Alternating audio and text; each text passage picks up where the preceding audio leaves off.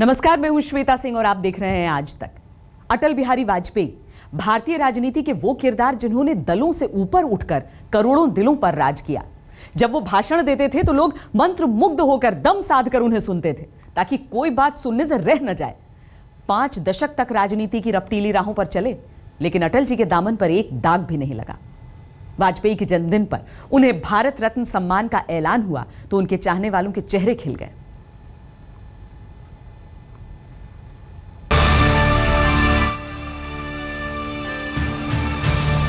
अगर साथ आते तो कार्यक्रम के आधार पर आए, हिस्सा बात के आधार पर नहीं।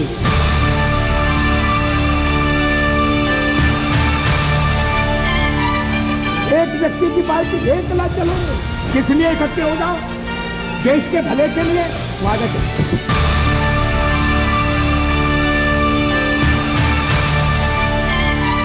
मुझ पर आरोप लगाया गया है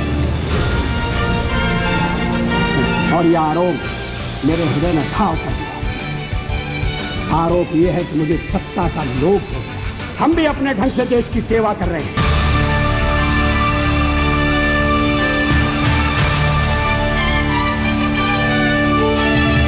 पांवों के नीचे अंगारे सर पर बरसे यदि ज्वालाएं, निज आंखों से हंसते हंसते आग लगाकर चलना होगा, कदम मिलाकर चलना होगा। अटल बिहारी वाजपेयी भारतीय राजनीति के अजीम और शान किरदार, सही मायने में भारत रत्न। उनकी आवाज में अनोखा असर था। भाषण नहीं देते थे, जादू करते थे। नंदन वन को किसने है सुलगा? तो अच्छा है मगर पार्टी थी। भाषण के बीच में जब वो चुटकी लेते थे तो हर कोई लाजवाब हो जाता था। अच्छा, तो अच्छे वाजपेयी का आप क्या करने का इरादा रखते हैं?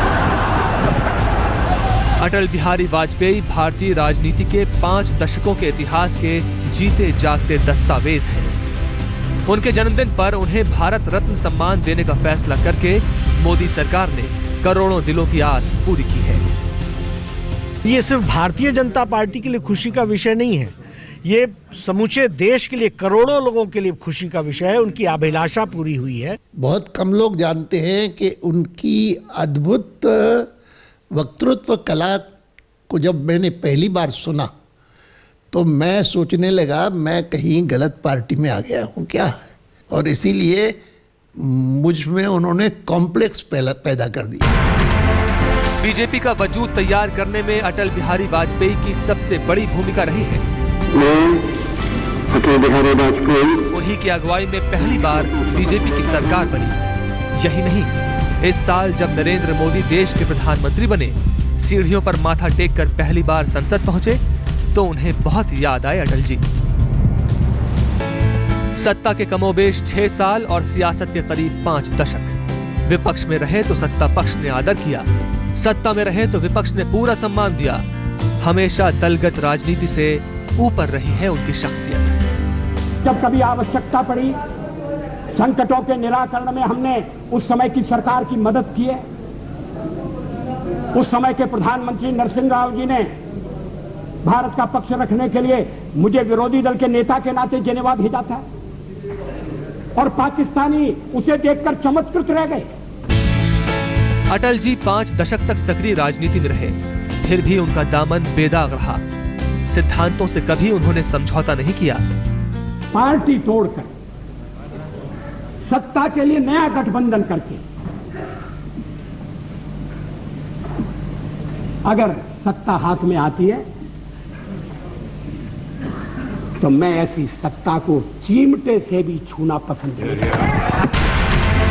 अटल जी सियासत के धुरंधर रहे हैं, ऐसे धुरंधर जिनके भाषणों पर विपक्ष भी तालियां बजाता था, तो दूसरी तरफ उनके भीतर एक भावुक कवि भी बसता है। 10-20 अरब डॉलर लेकर आने वाली बर्बादी से तुम बच लोगे ये मत समझो। धमकी जिहाद के नारों से, हथियारों से कश्मीर कभी हथियार लोगे ये मत समझो। हम लोग से अत्याचारों से, संहारों से भारत का शीश झुका लोगे ये मत समझो। इस कवि हृदय राजनेता की रग रग में बसती है बड़प्पन की खुशबू। अटल जी ने सत्ता की नहीं, हमेशा सिद्धांतों की राजनीति की। जोड़ तोड़ की राजनीति उनकी फितरत में नहीं थी। राजनीतिक फायदे से ज्यादा उन्हें देश की चिंता सताती रहती थी। ऐसा गठबंधन बनाने में कठिनाई नहीं होगी जो देश को स्थायित्व दे और विकास के रास्ते पर तेजी से ले जाए। सत्ता का खेल तो चलेगा, सरकारें आएंगी जाएंगी, पार्टियां बनेगी बिगड़ेंगी, मगर ये देश रहना चाहिए, इस देश का लोकतंत्र अमर रहना चाहिए। अटल जी ने कभी किसी पर मिथ्या आरोप नहीं लगाए। अगर कुछ कहा तो सरहद पार से भी उसकी हामी आई। जब वो प्रधानमंत्री थे तब पाकिस्तान से रिश्ते सुधारने के लिए उन्होंने बड़ी ईमानदार कोशिश की थी, लेकिन पाकिस्तान ने विश्वासघात किया। अटल जी ने कहा कि पाकिस्तान ने उनकी पीठ में छुरा घोंपा है। तब पाकिस्तान के प्रधानमंत्री नवाज शरीफ ने भी कबूल किया कि अटल जी सही कहते थे। जब वाजपेयी साहब ने इस बात का गिला किया कि जनाब देखें, कारगिल का वो मिस एडवेंचर करके मेरी पीठ पर छुरा घोंपा गया, मैंने कहा बिल्कुल वाजपेयी साहब ठीक कहते हैं, उनकी पीठ में छुरा वाकईतन घोंपा गया। अगर मैं उनकी जगह होता मैं भी यही बात करता। भारतीय राजनीति में अटल बिहारी वाजपेयी की जगह अटल है। लोकप्रियता के उस मुकाम तक पहुंचना किसी भी राजनेता के लिए बस ख्वाब ही हो सकता है। यही वजह है कि जब से वो सक्रिय राजनीति से हटे तभी से उन्हें भारत रत्न सम्मान से नवाजने की मांग चल रही थी। मैंने ब्लॉग नहीं लिखा था, मैंने एक पत्र लिखा था मनमोहन सिंह जी को। उसमें सरकार जो है वो कांग्रेस की थी, उनको मैंने लिखा था। देर आए दुरुस्त आए, सरकार ने वाजपेयी को भारत रत्न सम्मान से नवाजने का ऐलान किया है। ये इस सम्मान का भी सम्मान है। 90 साल की उम्र में उनके जन्मदिन से एक दिन पहले सरकार ने अटल जी को भारत रत्न से नवाजकर उनको जन्मदिन का नायाब तोहफा ही नहीं दिया है, बल्कि अटल जी के करोड़ों चाहने वालों को बेशुमार खुशियां भी दी हैं। रीमा पराशर, बालकृष्ण के साथ हिमांशु मिश्रा, दिल्ली आज तक। अटल बिहारी वाजपेयी 90 साल के हो रहे हैं। सेहत और उम्र दोनों ढलान पर है। उनके जन्मदिन के एक दिन पहले जब सरकार ने उन्हें भारत रत्न सम्मान से नवाजने का ऐलान किया तो उनसे जुड़े लोग, उनके परिवार वाले और रिश्तेदार, उन सब की खुशियां 100 गुनी बढ़ गईं। सियासत से जुड़ी हस्तियों का अटल जी के आवास पर तांता लग गया। 6A कृष्ण मेनन मार्ग पर हलचल सुबह से ही बढ़ी हुई थी। मंत्री से लेकर संतरी तक लगे हुए थे। ये वो घर है जहां भारतीय राजनीति के भीष्म पितामह अटल बिहारी वाजपेयी रहते हैं। खुशियां दोहरी हैं जो 100 गुना हो गई हैं। एक तो वाजपेयी का जन्मदिन और दूसरे जन्मदिन पर सबसे बड़ा तोहफा भारत रत्न का सम्मान। आज आप लोगों को जानकारी मिली है कि आदरणीय अटल बिहारी वाजपेयी जी और स्वर्गीय पंडित मदन मोहन जी मालवीय को भारत रत्न की उपाधि से नवाजे जाने का फैसला ये हमारे महामहिम राष्ट्रपति जी ने किया है। इस फैसले की मैं भूरी भूरी प्रशंसा करता हूं। कल ही उनका जन्मदिन है, ऐसे मौके पर उनको भारत रत्न की घोषणा, यह बहुत ही एक बेमिसाल और बहुत ही महत्वपूर्ण फैसला है। हम सब इसका बहुत हार्दिक स्वागत करते हैं। वैसे तो हम अटल जी को बधाई देने आते ही, लेकिन आज हम दोगुनी बधाई देने के लिए उन्हें आए और हम ईश्वर से प्रार्थना करते हैं कि अटल जी को लंबी जिंदगी साथ साथ स्वस्थ जिंदगी दे। अटल जी की जिंदगी के 90 साल पूरे होने पर इस बार पूरा परिवार इकट्ठा हो रहा है। पूरा परिवार मिलकर अब ये दोहरी खुशी बांटेगा। आदरणीय मोदी जी ने आज अटल जी के जन्मदिन की पूर्व संध्या पर जो श्रद्धेय अटल जी को, भारतीय जनता पार्टी के कार्यकर्ताओं को, अटल जी के परिवार को जो तोहफा दिया है वो अविस्मरणीय है। अटल जी हिंदुस्तान के करोड़ों दिलों पर राज करते हैं। उन्हें भारत रत्न दिए जाने की खबर सुर्खियों में आई तो उनके चाहने वाले गदगद हो गए। सबसे बड़ी खुशी की और बात हमको, ग्वालियर को और पूरे देश को होनी बिल्कुल स्वाभाविक है, वे इसके पात्र हैं। सियासत की दुनिया में आज तमाम वो लोग बुलंदी पर हैं जिन्हें अटल बिहारी वाजपेयी ने राजनीति की रफ्तीली राहों पर उंगली पकड़कर चलना सिखाया था। उनकी खुशी का कोई ठिकाना नहीं है। वो भारत के सच्चे रत्न हैं, मानवीय गुणों से भरपूर, और श्रद्धा और आदर इतना उनके प्रति के दलों की सीमाओं में बांधकर देश ने उनको कभी नहीं देखा। कुशल संगठक, सफल प्रशासक, महान देशभक्त माननीय अटल जी भारत रत्न के सच्चे हकदार थे। अटल बिहारी वाजपेयी का कद सियासत की दुनिया में तमाम सरहदों से परे रहा। यही वजह है कि पक्ष हो या विपक्ष, वाजपेयी को भारत रत्न दिए जाने के फैसले का हर किसी ने तहे दिल से स्वागत किया। भारतीय जनता पार्टी राजनीति में, राजनीतिक दलों में, राजनेताओं में जनता के खोए हुए विश्वास को पुनः स्थापित करने के लिए जमीन से जुड़ी हुई राजनीति करेगी। अटल बिहारी वाजपेयी को भारत रत्न सम्मान के ऐलान पर सियासत की गलियों में एक बार फिर जैसे खुशनुमा बयार चली है। पार्टी की सरहदों को तोड़कर राजनीति के दिग्गज उनके आगे सजदा कर रहे हैं। रीमा पराशर के साथ अशोक सिंघल, दिल्ली, आज तक। अटल बिहारी वाजपेयी में आजाद भारत की राजनीति का पूरा इतिहास बसता है। उनके अंदाज के तो नेहरू भी कायल थे। एक बार इंदिरा गांधी ने कहा था कि जनसंघ को मैं 5 मिनट में निपटा दूंगी। अटल जी ने संसद में जवाब दिया, 5 मिनट में तो आप अपने बाल भी संवार नहीं सकती, हमें क्या निपटाएंगी। लेकिन एक वक्त वो भी आया जब बंगाल विजय पर अटल जी ने इंदिरा को दुर्गा का अवतार कहा। ऐसा अलबेला मिजाज है वाजपेयी का। मैं मृत्यु से नहीं डरता, अगर डरता हूं तो बदनामी से डरता हूं, लोकापवाद से डरता हूं। हार नहीं मानूंगा, रार नहीं ठानूंगा। और ये राजनीति, जिस तरह की राजनीति चल रही है, मुझे रास नहीं आती। निंदक नियरे राखिए आंगन कुटी छवाए। ये वो अंदाज है जिसकी कायल पूरी दुनिया रही है। अटल जी के भाषण का अंदाज। मैं छोड़ना चाहता हूं मगर राजनीति मुझे नहीं छोड़ती। वो हाथों का दाएं बाएं जाना और सिर को बड़ी अदा के साथ झटकना। शैल शिखर निर्झर वन उपवन तरुतण दीपित, शंकर के तीसरे नयन की प्रलय वन्य से जगमग ज्योतित। राजनीति की रफ्तीली राहों पर भले ही अटल जी ने 5 दशक गुजारे हो, लेकिन दिल से वो हमेशा भावुक कवि ही रहे। मौत से ठन गई। जूझने का मेरा कोई इरादा न था, जूझने का मेरा कोई इरादा न था, मोड़ पर मिलेंगे इसका वादा न था। रास्ता रोककर खड़ी हो गई, ये लगा जिंदगी से बड़ी हो गई। ये अलग बात है कि कविताओं पर सियासत का साफ असर था। अमेरिकी शस्त्रों से अपनी आजादी को दुनिया में कायम रख लोगे यह मत समझो, 10-20 अरब डॉलर लेकर आने वाली बर्बादी से तुम बच लोगे ये मत समझो। अटल जी को जिन्होंने अपने रंग में देखा है, सबके पास उनकी यादें हैं, उनसे जुड़े किस्से हैं। कानपुर के उनके सहपाठी रहे डॉक्टर राम मोहन सिंह को बरबस याद आया छात्र जीवन का वो किस्सा कि हम लोग जैसे पहला पीरियड खत्म हुआ और दूसरे पीरियड में किसी अच्छे टीचर के पीरियड में पहुंचने के लिए आगे की सीट पे बैठने की होड़ लगाते थे, तो अपनी अपनी कापियां दरवाजे से ऐसे सदे हाथों से फेंकते थे कि वो कापियां जिस टेबल पे पड़ती थी वो सीट फिर रिजर्व हो जाती, फिर कोई दूसरा वहाँ नहीं बैठ पाता था। अटल जी इस मामले में बड़े होशियार थे, बड़े संभले हाथों से फेंकते थे। लालजी टंडन तो अटल बिहारी वाजपेयी के सबसे प्रिय लोगों में से एक रहे हैं। बार अटल जी की चर्चा चलते ही उनके सामने एक चलचित्र सा चल पड़ता है।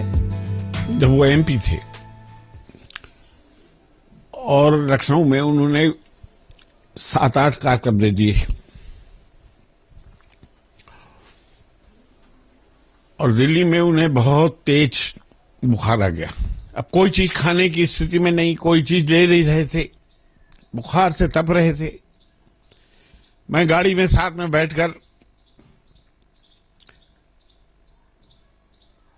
एक थर्मस में गरम सूप और एक थर्मस में चाय रख के रास्ते भर जैसे कोई एक बच्चे को कुछ खिलाने की कोशिश करता है, इस तरह से कि कुछ भी ले ले। मध्य प्रदेश के पूर्व मुख्यमंत्री कैलाश जोशी के पास भी अटल जी की कुछ अनूठी यादें हैं। नहीं, कार्यशैली तो ऐसी थी कि इतने बड़े नेता होने के बाद भी वो इतने सुलभ थे कि छोटे से छोटा कार्यकर्ता भी उनसे मिलता था तो बड़े मनोयोग के साथ उनसे वो बात करते थे। अटल जी की भतीजी माला तिवारी को बखूबी याद है कि उनकी शादी में अटल जी ने उन्हें नायाब तोहफा दिया था। मेरी शादी के समय वो मेरे लिए जो मैंने ये फूलों का गहना पहन रखा है, ये वो दिल्ली से लाए थे, क्योंकि मेरी बहुत इच्छा थी कि मैं सोने का जेवर ना पहन के फूलों का जेवर पहन। 77 की बात थी जब वो विदेश मंत्री थे, खुद अपने हाथ से फ्लाइट से उतरे थे बड़ा टोकना ये जेवर का फूलों का बनाकर उन्होंने मुझे दिया और दोनों की आंखें छलक गई थी उस समय। भावुकता वाजपेयी की कमजोरी नहीं, मजबूती थी। यही वजह है कि जब 2002 में गुजरात में दंगे हुए तो वाजपेयी ने उस वक्त गुजरात के मुख्यमंत्री नरेंद्र मोदी को हटाने की ठान ली। गुजरात जाकर उन्होंने मोदी को राजधर्म भी सिखाया। नए चीफ मिनिस्टर के लिए मेरा एक ही संदेश है कि वो राजधर्म का पालन करें। राजधर्म। मुझसे नाराज नहीं हुए थे, लेकिन उन्होंने कहा जरूर था कि मुझे लगता है कि उनको इस्तीफा दे देना चाहिए। और फिर मुझे कहा कि हम चलते हैं गोवा में, अगर वो स्वयं ही ऑफर करे, मैं उनको कहूँ उसकी बजाय वो स्वयं ही ऑफर करे तो अच्छा होगा। मैंने कहा ठीक है, मैं बात कर लूँगा उनसे। अटल बिहारी वाजपेयी की शख्सियत अनोखी रही है। कोमल हृदय वाले वाजपेयी कठोर फैसले लेने में कभी झिझके नहीं। पक्षपात, ऊंच नीच, मजहब, जाति की सरहदों से हमेशा ऊपर रहे। तभी तो वो सियासत की गलियों से ज्यादा करोड़ों दिलों में बसते हैं। कानपुर में रंजय सिंह, इंदौर में राहुल करैया, भोपाल में अमित कुमार के साथ हिमांशु मिश्रा, दिल्ली आज तक। पूर्व प्रधानमंत्री नरसिंह राव ने अटल जी की विशेषता बताते हुए कहा था कि इस व्यक्ति में कठोरता नहीं है। सच भी था। वाजपेयी गंभीर मसलों को बड़े सरल भाव में निपटाते रहे। उदारता उनकी सबसे बड़ी मजबूती रही। एक बार पाकिस्तान के प्रधानमंत्री नवाज शरीफ ने भभकी दी कि एक हाथ से ताली नहीं बजती। वाजपेयी जी ने जवाब भेजा, एक हाथ से चुटकी तो बज सकती है। इशारा साफ था कि चुटकी बजाएंगे साफ हो जाओगे। सभापति जी होकर के बोला विषयांतर का भी तो यहाँ हम लोग बैठे हैं ना, यहाँ तो हम लोग बैठे हैं। विषयांतर का भी क्या हम लोग इसका, तो मैं आगे भाषण नहीं करूँगा। नहीं, मैं नहीं बोलूँ। सभापति जी, मेरा एक निवेदन है। ये तरीका नहीं है। 40 मिनट हो गया। हमारे जैसे बहुत से लोग चाहते हैं कि अटल जी अपना भाषण पूरा करें, और 40 मिनट में इस तरह टोका टोकी हुई। मैं सम्मानीय सदस्यों से कहूंगा, कोई ऐसी बात। राजनीति में चंद्रशेखर अटल जी की धारा के विपरीत खड़े रहते थे, लेकिन तमाम दूसरे विरोधी नेताओं की तरह चंद्रशेखर भी अटल जी के सबसे बड़े मुरीदों में से एक थे। यही वजह है कि उन्हें अच्छा नहीं लगा जब अटल जी के भाषण के बीच टोका टोकी हुई और वो उठ खड़े हुए। समय दीजिए, जो जवाब देना चाहे वो जवाब दें। सत्ता का खेल तो चलेगा, सरकारें आएंगी। 5 दशकों की सियासी साधना में अटल जी ने वो मकाम हासिल किया जो सत्ता और विपक्ष की औपचारिक हदों से परे था। वो जब बोलते थे तो सब सुनते थे, वो जब चुप हो जाते थे तो संसद तब भी उन्हें सुनना चाहती थी।